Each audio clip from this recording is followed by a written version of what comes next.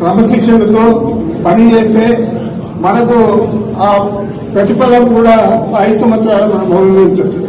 లేదా మనం తప్పుడు కూతలు, మోసపూరిత మాటలు ఇవన్నీ కూడా చంద్రబాబుకు అలవాటు కాబట్టి, వారి కూటమికి అలవాటు కాబట్టి ఈయన తానా అంటే ఆ కూటమిలో ఉన్న జనసేన నాయకుడు తానా తందానా అంటాడు.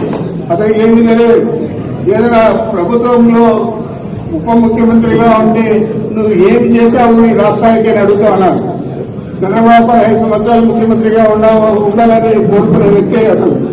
మరి నీకు ఓటేసిన వాళ్ళు నిన్ను ముఖ్యమంత్రిగా చూడాలనుకునే మీ వాళ్ళందరూ కూడా ఈరోజు ఏ పరిస్థితిలో ఉన్నారు?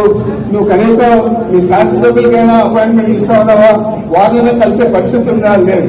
ఎంతసేపు చంద్రబాబు బదిలీ చేసుకుంటూ నువ్వు ఈరోజు ఈ రాష్ట్రంలో దోచుకుంటే నాకు కూడా భాగం వస్తుందనే పరిస్థితుల్లో నువ్వు పనిచేస్తావు. ఈ విధంగా కూటమి ప్రభుత్వం అంతా కూడా బీజేపీ కానీ, జనసేన కానీ, తెలుగుదేశం కానీ అందరూ కూడా అబద్దాల కోరులు, మోసపూరిత మాటలు చెప్తారు. ఇవన్నీ కూడా నమ్మకండి. మేము మీ వెనకంటే ఉన్నాం.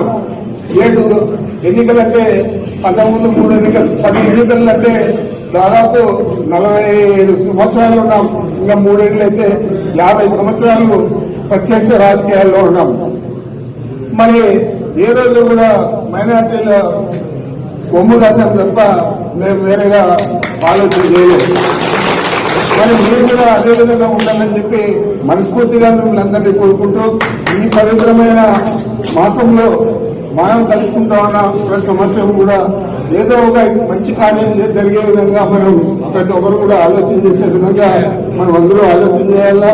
మనకు సహాయం చేసిన వారికి మనం అండగా నిలవాలని చెప్పి మనం అవకాశం